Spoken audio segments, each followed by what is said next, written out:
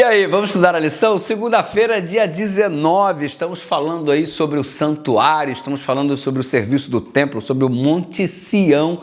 E olha, imagina só visitar Jerusalém, visitar Israel, visitar também o Egito, conhecer alguns locais assim muito específicos citados pela palavra de Deus e de quebra passar por Dubai. É o nosso projeto para fevereiro do ano que vem. Estamos convidando você a fazer parte dessa caravana e você pode obter informações no WhatsApp que aparece na sua tela ou envie um direct para a gente que a gente direciona aos organizadores. Olha só, estamos falando hoje sobre o Monte Sião. Apocalipse 14 é o nosso ponto de partida e o povo de Deus está em pé no Monte Sião, que ficava no oeste da cidade velha de Jerusalém atual. E era considerado o assento do trono de Deus, ou seja, a perspectiva do Monte Sião, o assento do trono de Deus. Do Monte Sião, Deus governa todas as coisas. Só que este Monte Sião, símbolo da presença de Deus entre o seu povo, com o tempo, o Monte Moriá, aonde foi estabelecido o templo, por ser o monte do templo, ele também passou a ser chamado de Monte Sião. Ou seja, o Monte Moriá também passou a ser chamado de Monte Sião por causa da localização do templo.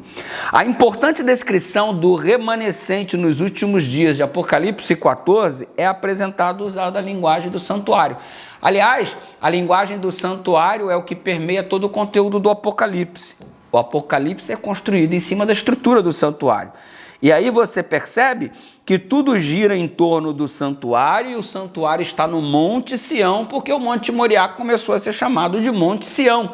E dali do seu templo, Deus governa todas as coisas. E este foco, esta perspectiva é a mesma em relação ao santuário celestial.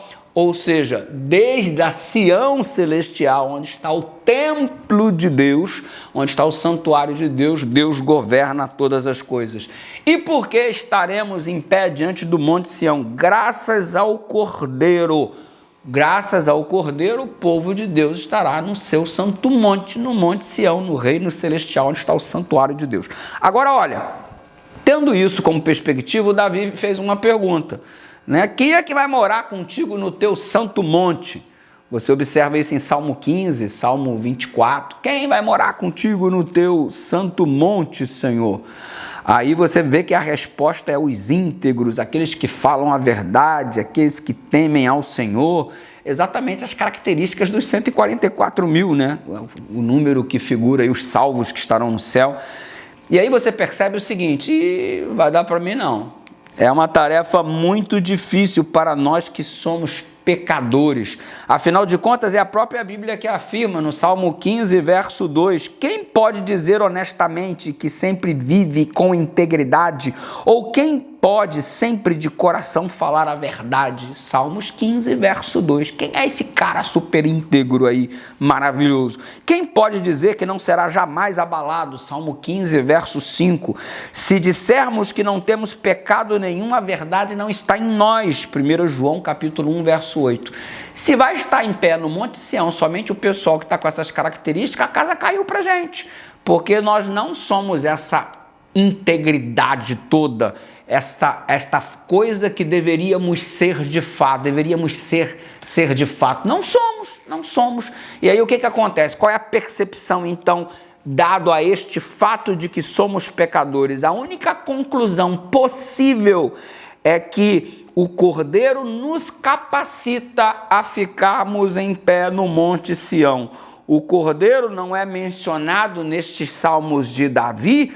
Agora o Cordeiro de Deus está estabelecido no Monte Sião, no santuário. Também podemos estar presentes neste lugar por causa da justiça perfeita do Cordeiro que é atribuída a mim e a você pela fé.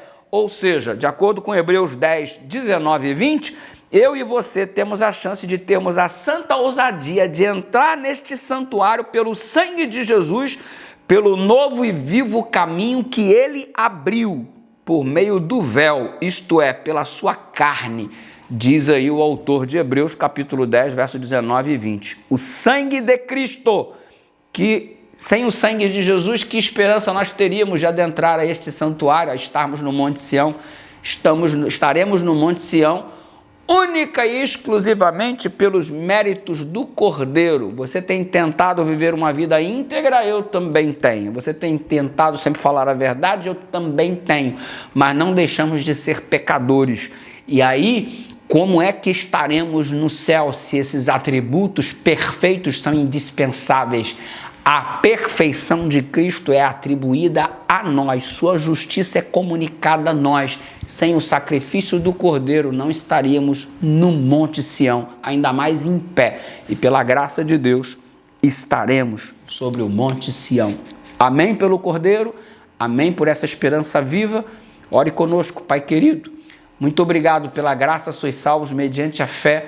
E isso não vem de nós, é dom do Senhor para a nossa vida. E por isso te agradecemos em nome de Jesus.